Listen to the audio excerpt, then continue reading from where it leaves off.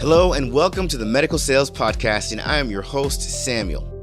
In this podcast, I interview top medical sales reps and leading medical sales executives across the entire country.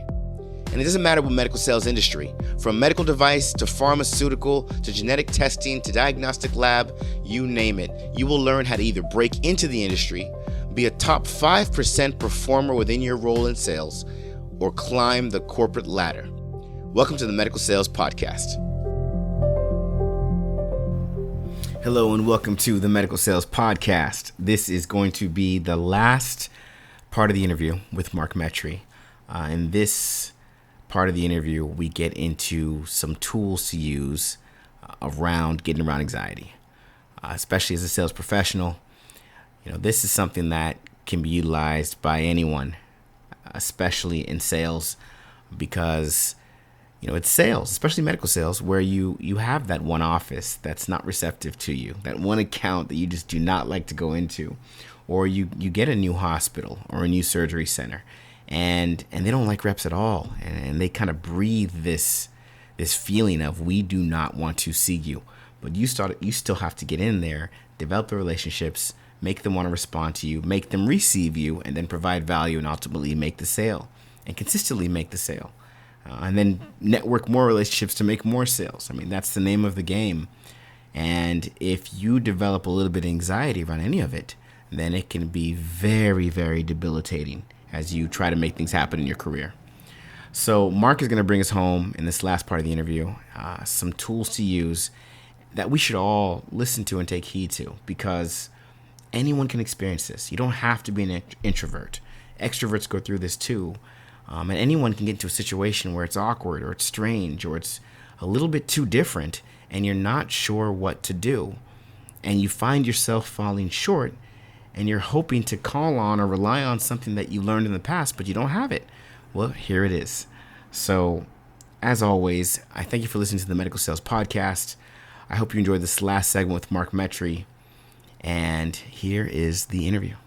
Yeah, that is fascinating, Mark. You really did explain the different intuition. And like you said, it seems like at the end of the day, meditation can help you build that muscle so you can actually notice your intuition and really start to utilize it and not let your anxiety hijack what's supposed to be there. So, I want to take it back to those 4 levels then. Go ahead and explain those 4 levels of social anxiety. Yeah, for sure. And real quick, I just want to, say something. The reason why I reference meditation is that, for me, like, I've gone through my own story, my own anecdotal story. But I always like to look at the science, because I believe that, science can tell us a lot of information that works for a lot of people, and in terms of my research on the science, in terms of social anxiety, meditation always pops up again and again and again. So it's definitely one of those things where it's not a fad, it's not a gimmick, it's not a secret, a cheat code, whatever. It's definitely something that's been verified by the science on a wide variety of issues.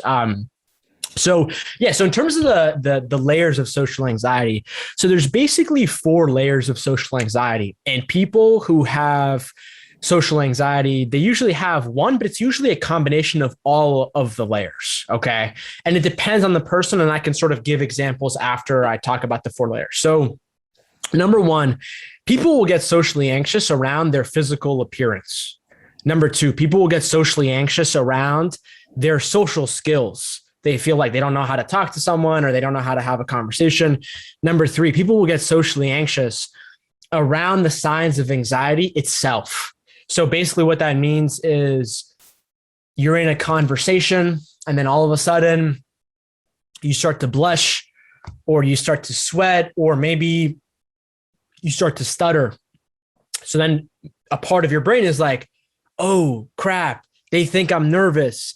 So then basically there will be another layer of anxiety that'll start to get anxious because you look like you're anxious. Mm-hmm. So it's sort of like this, feedback loop from hell that never ends. And then the last one is people will be socially anxious about their entire personality and just who they are as a person, which usually happens if you've had social anxiety for a while. So in terms of the first one, your physical appearance. So personally for me, I grew up for the most part in Massachusetts in a small town that basically had no racial diversity. So basically, I was the only person and maybe a couple other people in the entire town who looked physically different than everybody else. And then plus you tack on, some bullying, some discrimination. And what I learned is that there's a part of my social anxiety that was formed because I just didn't look like anybody around me when I was growing up. So whenever I walked into a room, my brain would always tell me, you're different, you're the odd one out, all these things. I also grew up in this small town. It was a pretty affluent town, but my family was not affluent. So I remember growing up and like wearing the same clothes to school again and again and again. So while this kid had Jordans on or whatever, I would wear the same clothes to school. And then people would make fun of me for wearing the same clothes to school. And they would also make fun of like my family and how much money my family would make. Right. So for me, I built up this layer of social anxiety around my clothes, around my skin color. And then also, I also had, I wasn't necessarily obese or anything growing up, but I definitely was not fit. And so there's always a part of me that was anxious because I felt like I wasn't good enough in terms of my body size. And then when I was about 18, I actually did become obese, where I gained over like 100 pounds, and I went through this whole process. And so for me personally, I have sort of like this physical appearance layer of social anxiety in terms of my skin color, my clothes, and then also in terms of my weight. Wow. And so basically like the same will true. Like if you go down all these different layers, people will have all these different subsections within these layers. Okay. And so for example, what you can start to do is if you sort of identify that you have this, you can start to do what we call exposure therapy. Now, I have to sort of give a disclaimer here. If you have social anxiety and you've never done anything to deal with social anxiety before, I highly do not recommend going into exposure therapy first, because if you do, you will probably not get good results, which is then going to reaffirm the whole cycle that I told you about of like, why am I like this? I'm a terrible person. And it makes things worse. It's very depressing. So I only recommend people doing this who have like you've started meditating, you've maybe, seen professional help, or you started working with some kind of a coach or someone who has knowledge in this area, or you started to work on some of these habits that I've mentioned over months, then you can start to do exposure therapy. It'll work much better. So basically, one of the things that I would do, for example, to expose myself to the fear of social anxiety of my physical appearance, of my clothes, is I would go to the most populated public area I could find, which was like my mall. Mm-hmm. And basically what I would do is I would go to the mall and I would wear the most ridiculous looking clothes on purpose. And I would wear like a pink cowboy hat. Sure. I'd wear like a pink neon shirt. I'll wear like tight shorts that were all flowery. What's basically pink, Mark? I'm not getting this. Nothing. I actually wear a lot of pink clothes. Pink's actually one of my favorite colors. Sure. But basically the point of this is that you're basically entering in this environment where you're purposely putting your brain in the situation where a lot of people are going to look at your clothes. A lot of people are going to look at your clothes. They may laugh. They may give you weird looks. Right. And basically what you're doing is that people with social anxiety think that this is happening to them all the time. Like they literally think that people are always looking at them. People are laughing at them. And so what happens is when you actually step into this new environment where people are actually making fun of you and laughing at you, what starts to happen is you actually start to decondition your brain from this fear. And for example, for me personally, I don't really have any anxiety anymore around my physical appearance or my social skills or any of these things because I have done this time and time again. Right. For example, when it comes to, I'm sorry, we're going to say something? No, I'm listening. Go ahead. Okay. So for example, when it comes to like your social skills, one of the things that I would do is I would try to challenge myself to talk to strangers. Right. And at first, when I did this, I couldn't do it. I'd be walking on the street I'd see someone walking towards me and I'd be like, okay, Mark, talk to them, say this, say that, say this. But then I would get close. And then next thing I know, my brain, my nervous system, it would just hold me back and I just couldn't do it. Right. And so for me personally, that's where I kind of had to pause and I had to like start meditating. I had to start working on like my brain's neurotransmitters. And then what I did is I went back into exposure therapy and I went back into challenging myself to talk to strangers. And what I did was I made it very logical. So for me, what I realized is that if I just set myself a challenge of like, hey, talk to someone, it's very open-ended. It's very broad. There's a lot of chances of rejection, of risk of failure. So basically what I started to do is I started to ask other people, very specific questions. So for example, I would like pull out my journal and I'd write down, okay, Mark, go outside and try to ask 5 random people what time it is. Okay. So I'd go outside and I'd ask someone like, hey, excuse me. I'm so sorry to bother you.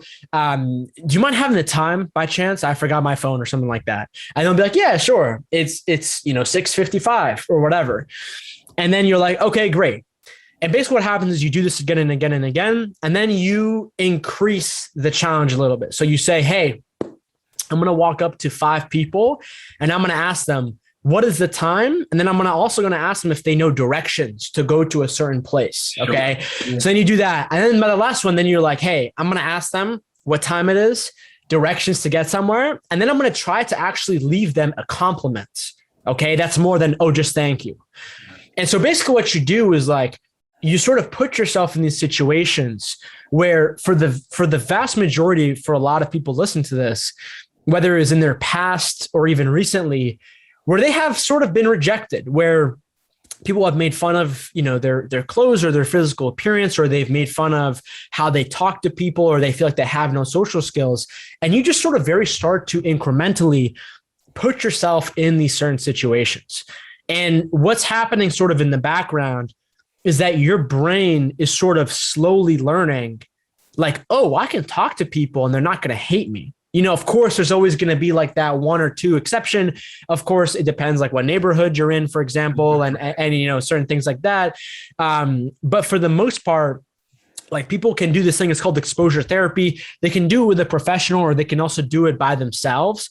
But again, I definitely recommend people to do this once you have done some other things to manage social anxiety before you put yourself in this situation. Because if you haven't done anything to manage or to deal with your social anxiety at a healthy level, then if you put yourself in those situations of exposure therapy, you're probably, not going to be so successful. And that's going to send the opposite message to your brain, which could be quite damaging. So just as a disclaimer, but yeah, those are sort of the 4 layers of anxiety. And that's how people can start to expose themselves to that, to decondition their brain to the layers. Wow. Incredibly valuable stuff, Mark. This is gold. No, thank you for this. We're going to come to a close. One thing I want to ask you though, a lot of people were listening to this, and I really think that people are going to recognize that, I might not have social anxiety right now, but I've definitely had it at some point, and I might even still be working through it. And some people might even say, I think I've experienced an event that really caused me to experience some of these things that Mark touched on. What is one message that you just kind of, a blanket message that anybody can relate to, that you'd like to leave with the audience around this topic and remaining effective in their roles as sales professionals? Yeah, absolutely. So I remember I got the chance to, before COVID, I got the chance to sit down and interview on my podcast this guy named Jay Shetty. And he's like very well known. And he has like sort of like this common saying that's like, if you feel like you can't go farther in life, like no matter how much effort you're putting in, like you're experiencing the same reality, that's a sign that you need to pause and you need to dig deeper in yourself. And so for me, what I learned is that when I was 18 and I had a lot of social anxiety, for example, like I was making like 6 figures at the time. I had all of these different kinds of online businesses. I was still pretty successful. I was successful on paper. I had family. I had people that respected me. But on the inside, I was in so much pain and in so much problem. And basically, what I realized is that our world tells us, hey, if you want to be happy, then, put in so much effort at your job and get promoted so you can make more money so that your family's happier. Or if you want to feel better, then, go to the bar with your friends and get hammered. And listen, all those things are great. I'm not here to, discredit or discount any of those things. However, if your brain hasn't been, acknowledged, like if you're neglecting your capacity for your mental health, if you've never really sort of thought or thought about these things, then a lot of the times making that extra, $50,000 or, getting hammered on the extra night, it's not really going to do anything for you. You really have to do deep work within yourself. And that has to do with, managing your mental health, your emotional health, dealing with things that you don't even want to necessarily talk about, talking about the truth of your reality, talking about your purpose. And so that for me is something that I think is very powerful, because I think a lot of people are reaching this level in their life where they're not fulfilled. They're always tired. The things that used to bring them happiness and joy don't really bring them anymore. And what I'm here to say is, like, maybe that doesn't have to do with like what you're doing at your job or with your family. Maybe that has to do with sort of what's happening on the inside. And for so many of us, we haven't been told that, and there's many different reasons for this. But I honestly literally the world's most successful people that I've ever met, they all know this to be true, of like, you got to figure it out on the inside first. And I just feel like people, at the top or whatever, not a conspiracy theory, I feel like they would rather just keep that idea to themselves. Because if they did, then maybe people wouldn't work as hard to, get different zeros in their bank account. And again, there's nothing wrong with making money or putting in a lot of effort at your job or going to the bar and getting some drinks with your friends. Nothing wrong with any of those things at all. But it's just like, if that's your only source of like self-development, if that's your only source of feeling happiness for your life, then that's not really a sustainable track. And maybe you sort of need to dig in on the inside to sort of the root cause. Because I know for me personally, any time in my life where I feel like, oh my God, I'm putting in so much effort, but like nothing is changing, I'm not getting results. And then I sort of pause and I sort of dig deeper down in myself. And then I take whatever is deep down there and I bring it into my life and I integrate it. I always reach like a next level of success. It always happens, and so that's the message that I would kind of leave behind for your audience, of like, sometimes, if you're trying to do stuff on the outside, if you're trying to hustle on the outside, but you're not seeing results, it's a sign that you need to pause and you need to hustle on the inside and dig deeper down for yourself. Beautifully said, Mark. This was a great experience. I'm so glad you're on the show today. Thank you for joining us, and we look forward to, I'm going to definitely get people to read this book that you wrote, because I think it's going to provide incredible value for them. Can you give us the name of that book again? Yeah, it's called Screw Being Shy. And it's also like an audio. It's also an audiobook on Audible too, if we go to want to read. And then, and Samuel, thank you so much for hosting this. And if anyone wants to reach out to me for whatever reason, I always try my best to be very open. If anyone has any questions or anything like that, feel free to reach out to me. And thank you so much to everyone out there for listening. And that was Mark Metry. If you listen to this entire series, part 1, 2, and now finally part 3, then you really got a good picture of what it means to having social anxiety. And I wouldn't be surprised if you were to share with me that you've experienced it at some point or another, or you might even be dealing with it now.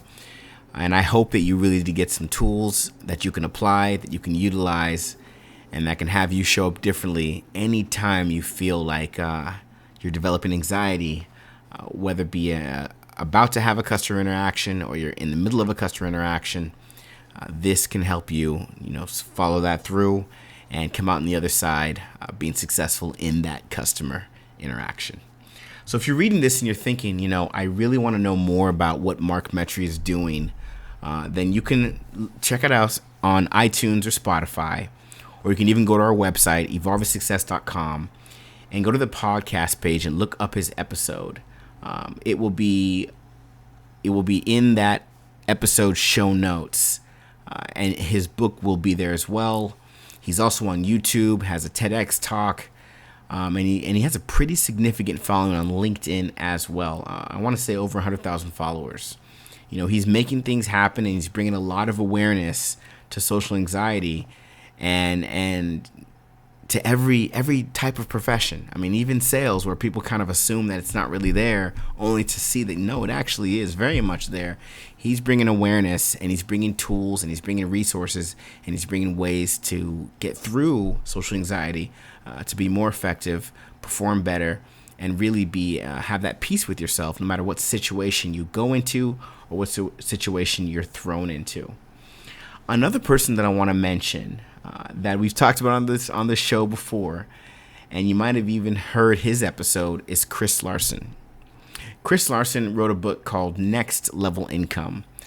And he's interesting because he was in the medical sales space. He was making over $300,000 a year, and he literally walked away from all of it to throw himself into, full time into his lifelong passion of real estate investing. Financial freedom was always a goal for Chris, and he finally found a way to create it. And now all he wants to do is dedicate his life to helping other people do the same. Ultimately, what made him want to make that initial transition was he wanted to spend more time with his family and kids and really buckle down and focus on his goals of creating financial freedom for other people. If you'd like to learn more about his secrets, now he became financially independent, and how you can become financially independent as well, then you got to get a copy of his book, Next Level Income. You can get a copy at nextlevelincome.com/book. Again, that's nextlevelincome.com/book. What he's doing is he's truly helping people become financially independent. In his book, you're going to learn so much. I've learned so much when I read it. And one of the things I love is that it's such an easy read. One of those simple weekend reads that's packed full of information. You're going to walk away saying, the things that I didn't know. And everyone's on board. Doctors are on board, medical sales executives are on board, medical sales reps are on board. I'm on board, and it's all because we see the value in what he's doing, and he's literally helping all of us become financially free. I'm not making stuff up. These numbers are real. The investments are real. And when you see it work, when you see it happening, the dream of you being financially free will quickly become real. So why wouldn't you want to be a part of that? If you have money to invest and you want to put it into action, then you got to do it with Chris Larson. Again, you know what we do here at Evolve Your Success. Me, Samuel, you know our program, you know what it entails. We also have a program that helps you get into medical sales. That program is called the Medical Sales Career Builder.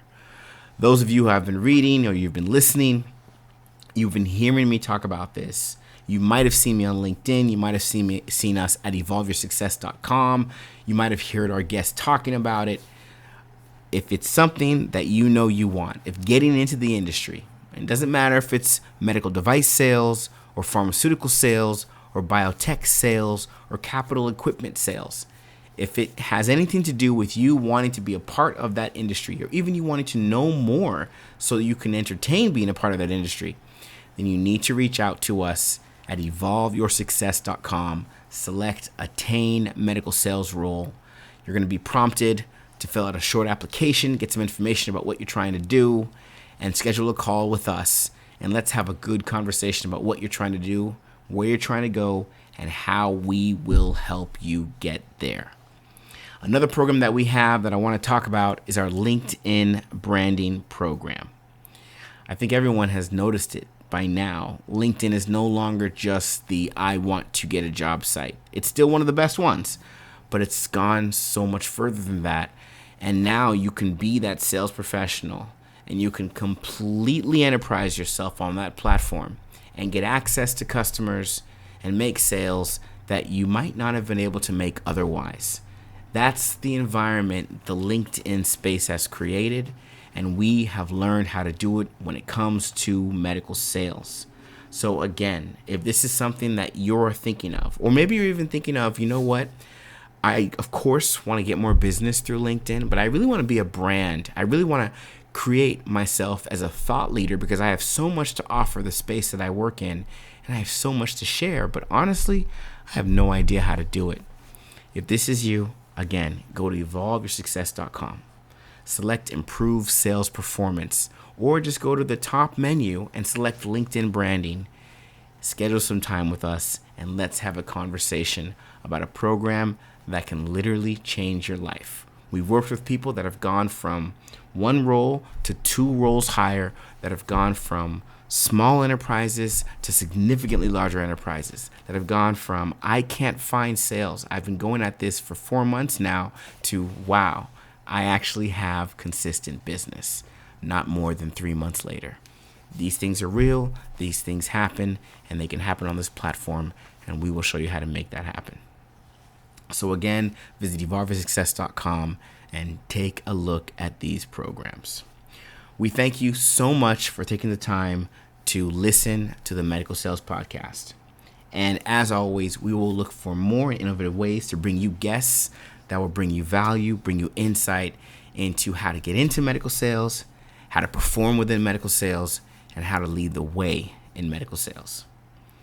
Thank you again for listening to the Medical Sales Podcast, and we hope to see you next week. I hope you enjoyed today's episode. And remember, I have a couple programs that show you exactly how to break into the medical sales industry, become a top-performing medical sales professional, and also how to masterfully navigate your career to executive-level leadership. Check out these programs and learn more at evolveyoursuccess.com. Stay tuned for more awesome content with amazing interviews.